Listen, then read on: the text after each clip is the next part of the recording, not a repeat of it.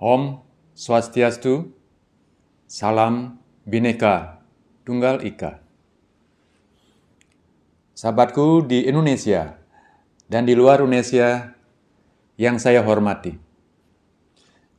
Terima kasih saya ucapkan kepada Anda yang telah mensubscribe channel saya ini, dan tentunya terima kasih bagi Anda yang telah menyimak video-video saya. Semoga bermanfaat untuk kesehatan Anda yang lebih baik. Video saya kali ini merupakan video yang ke-16 yang akan membahas tentang aritmia. Aritmia. Aritmia.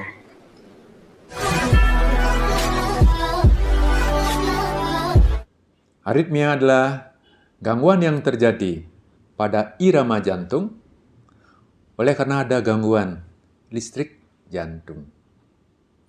Saya sampaikan bahwa irama jantung yang normal dalam keadaan santai, dalam keadaan istirahat, dalam keadaan rileks, itu adalah 60 sampai 100 kali per menit.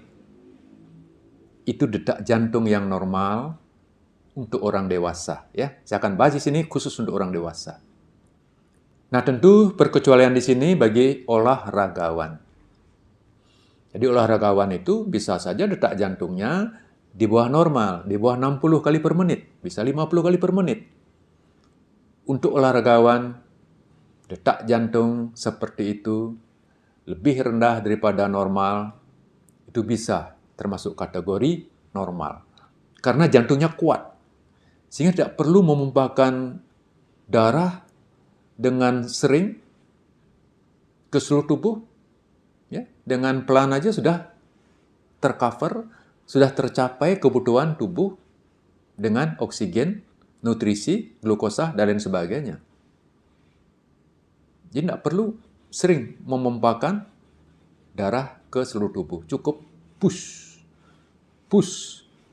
pelan tapi pasti, tapi terpenuhi kebutuhan tubuhnya dengan darah yang cukup, tentunya dengan oksigen yang cukup, nutrisi atau glukosa yang cukup. Sehingga dia normal-normal saja, tetap sehat. Ya, karena jantungnya sudah terlatih dan kuat otot jantungnya. Ya. Bagaimana mengetahui kebugaran seseorang dari detak jantung, sahabatku? Bagaimana caranya? Caranya adalah dengan menghitung detak jantung orang tersebut dalam keadaan santai, istirahat, dan rileks. Itu detak jantungnya adalah 60 sampai 80 kali per menit. Tidak cepat. Ya. Dalam batas normal 60 sampai 80 kali per menit. Itu dari segi jumlah detak jantung. Nah, berikutnya, detak jantung yang dirasakan ya, pada arteri radialis atau di pergelangan tangan ini, itu detak jantungnya agak kencang. Jadi terasa sekali ya, terasa, tidak lemah. Ya.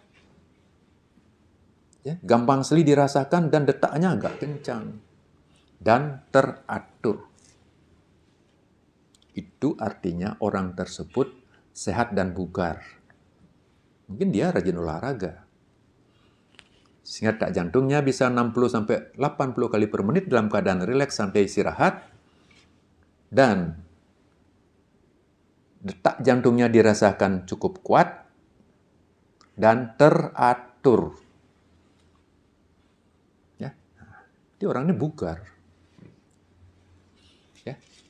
Karena dipertahankan dengan olahraga yang rajin. Kebugaran, kesegaran jasmaninya, physical fitness-nya bagus. Sehingga dia bekerja bisa lebih kuat. Sehingga produktivitasnya lebih tinggi. Ya. Ada namanya takikardi atau takiaritmia, di mana detak jantungnya dalam keadaan santai, istirahat, rileks itu adalah di atas 100 kali per menit. Itu kelainan.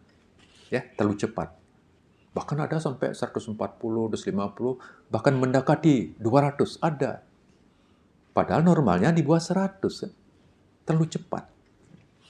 Itu karena ada gangguan distrik jantung. Nah, ada juga yang lambat.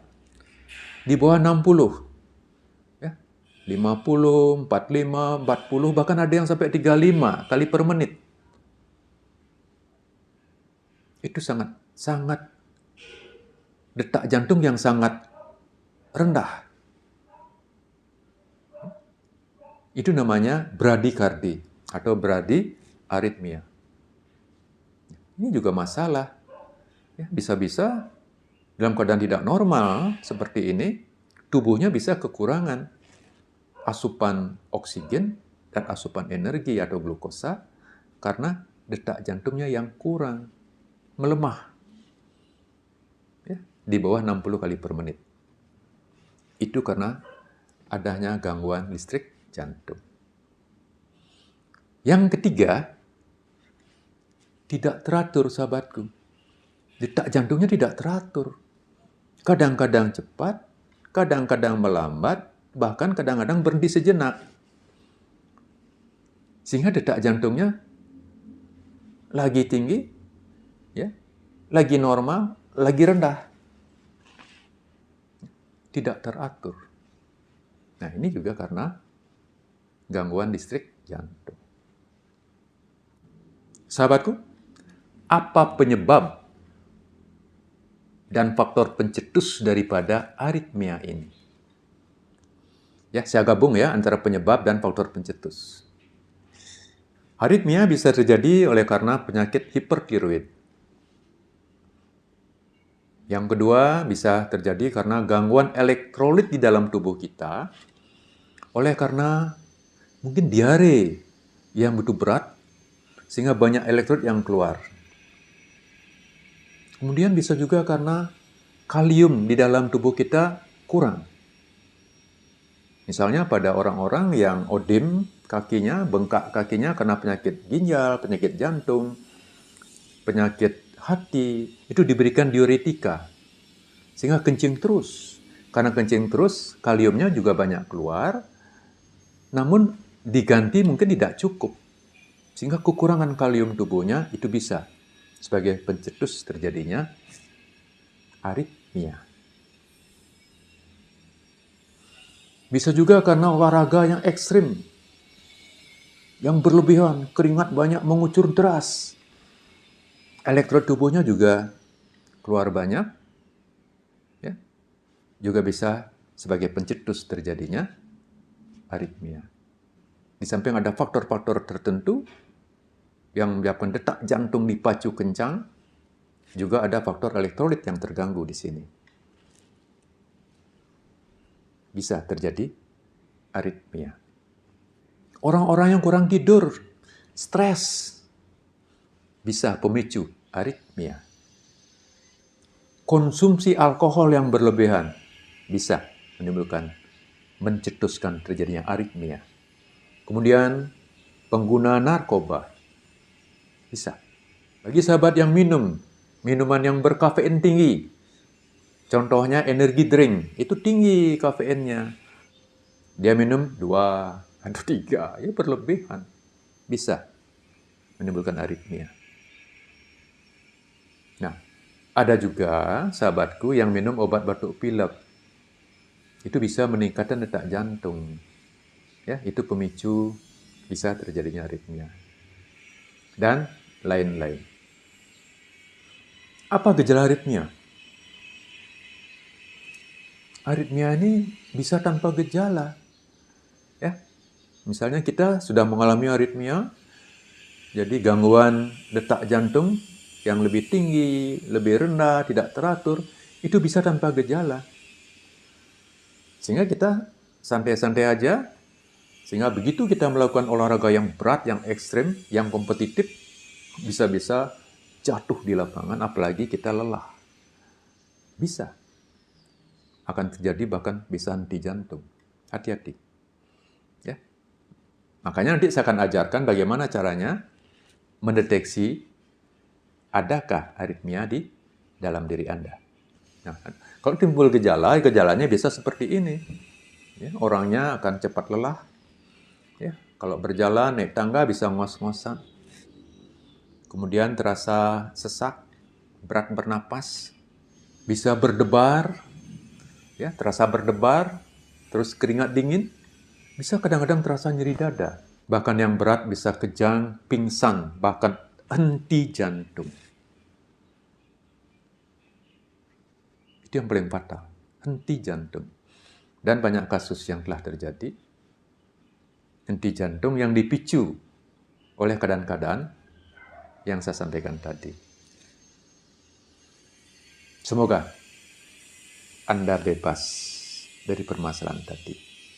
Tapi dengan cerdas, mari deteksi diri Anda, supaya Anda tahu situasi Anda.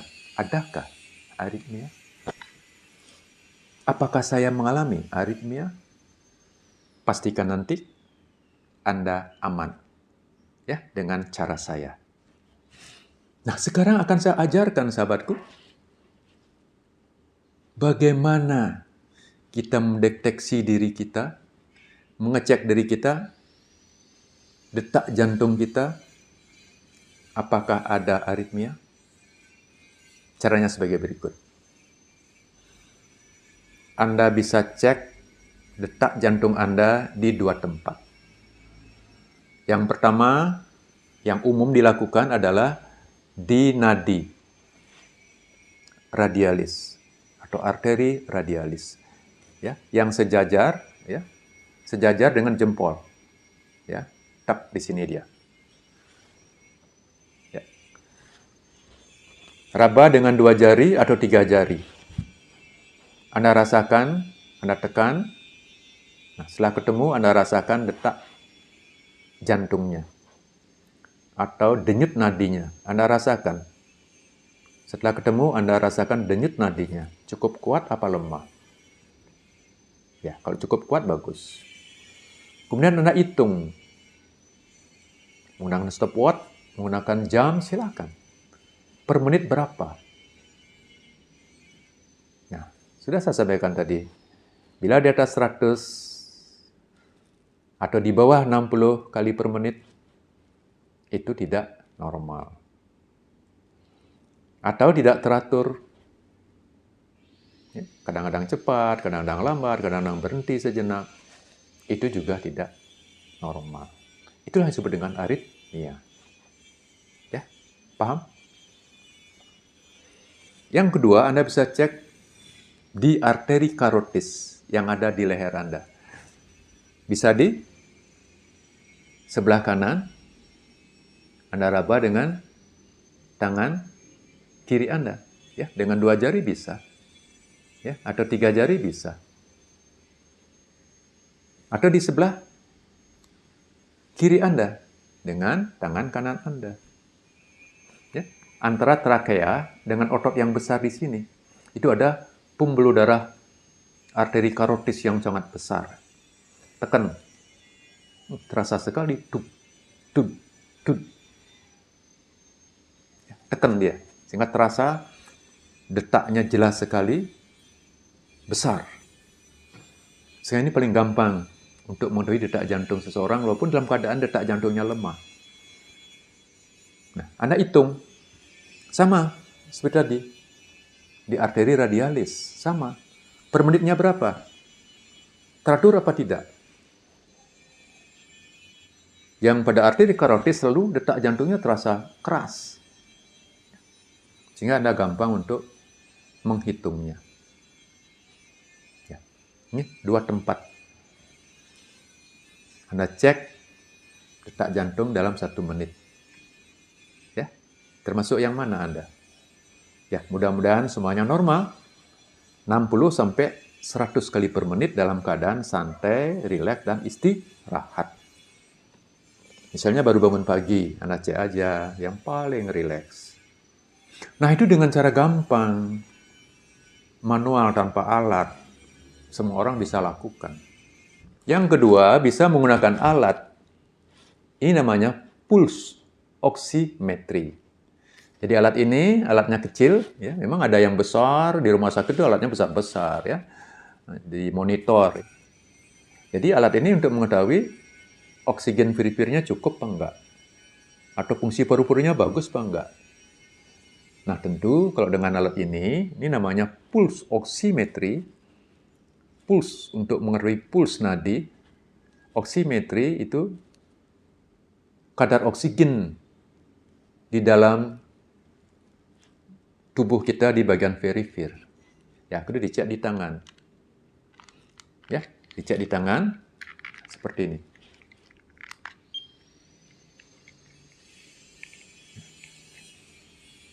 Kalau dengan alat ini, oksigen tubuh yang ada di perifер normalnya dari 96 ke atas. Ya, sampai 100%. 96% sampai 100%. Itu normal. Ya. Kalau di bawah 95 itu biasanya pasien merasakan sesak. Karena kadar oksigen di perifер itu kurang. Ya, berarti fungsi paru-paru juga kurang bagus. Atau fungsi jantung yang kurang bagus. Nah, di saya 65 ya kali per menit. Saturasi oksigen saya 98%. Itu normal, sahabatku. Tentu di sini, bila detak jantungnya teratur, itu nadinya akan berkisar antara itu aja. Misalnya 65, paling turun 64, 63, naik kembali lagi 64, 65, 66.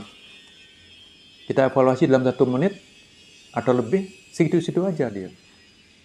Namun dengan alat ini, bila nadinya tidak teratur, akan ketahuan di sini. Dalam 1 menit atau lebih, misalnya kita pantau, bisa 100 lebih, 120 kali per menit, kemudian turun lagi 90, 80, 70, terus turun 60, 50, bahkan 40. Itu yang ekstrim ya, bisa seperti itu dalam hitungan menit. Itu artinya nadinya tidak teratur. Ya, kalau kita raba tadi sudah saya sampaikan, memang terasa sekali, ada yang kadang-kadang cepat, kadang-kadang lambat, kadang-kadang berhenti sejenak. Itu tidak teratur. Kalau dengan alat ini akan kelihatan nadinya tidak stabil. Ya, itu caranya mendeteksi apakah Anda ada aritmia atau tidak. Dengan manual dan dengan menggunakan pulse oximetry. Ya, nggak perlu beli alat inilah ya, hanya untuk itu gampang kan. Kalau masalah saturasi oksigen, kalau Anda sudah sehat seperti ini, pasti bagus. Kalau Anda sesak, ya mungkin di bawah 95%. Ya, oksimetrinya. Ya. Bila Anda mengalami aritmia, apakah nadinya lebih cepat di atas 100, atau di bawah 60 kali per menit, atau tidak teratur, tapi tidak ada keluhan. Saya berikan tip kepada Anda. Anda jangan panik. Anda jangan takut, santai aja. Yang pertama Anda lakukan adalah Anda harus rileks dan tenang. Ya, pikiran Anda tenangkan. Jangan takut, satu. Yang kedua, Anda cukup beristirahat. Ya, mungkin tidur lebih cepat, lebih awal, sehingga Anda cukup tidur, cukup beristirahat. Itu yang kedua. Yang ketiga, minimalkan stres Anda bila Anda ada stres. Tenangkan diri Anda. Tadi hilangkan rasa takut, sekarang tenangkan diri Anda. Ya, minimalkan stres. Karena stres juga pemicunya bisa aritmia. Nah, kemudian hilangkan faktor-faktor pencetus. Bila Anda suka minum alkohol, hentikan. Bila Anda ada minum-minum obat-obat flu, obat batuk, coba hentikan dulu. Ya. Bila Anda pemakai narkoba, ya tentu, kalau Anda ingin sembuh, ya hentikan narkobanya.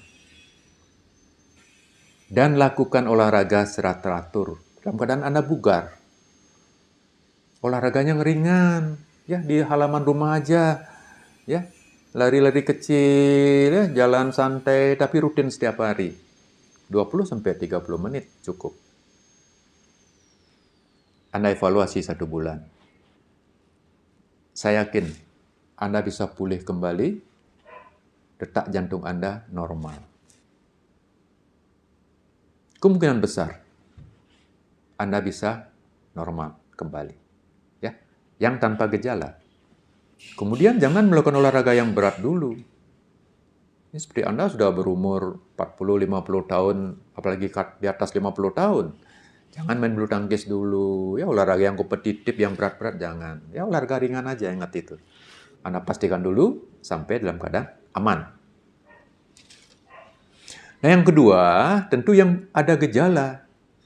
Anda merasa berdebar-debar yang sangat mengganggu, napasnya berat, Anda keringat dingin, dan ada sesak, ada nyeri dada, apalagi Anda pernah pingsan dalam suatu aktivitas.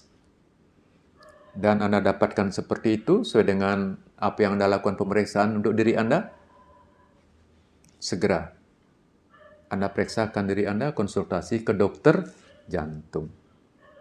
Sampai Anda kembali sehat, detak jantung Anda normal kembali, sehingga aman beraktivitas. Jadi demikian sahabatku, tentang aritmia, Anda bisa mengetahuinya dengan praktis. Ya, dan gampang. Ya, segera periksa diri Anda secara mandiri. Bila ada masalah, Anda ikuti petunjuk-petunjuk saya tadi. Tapi ingat, jangan takut. Anda harus tenang.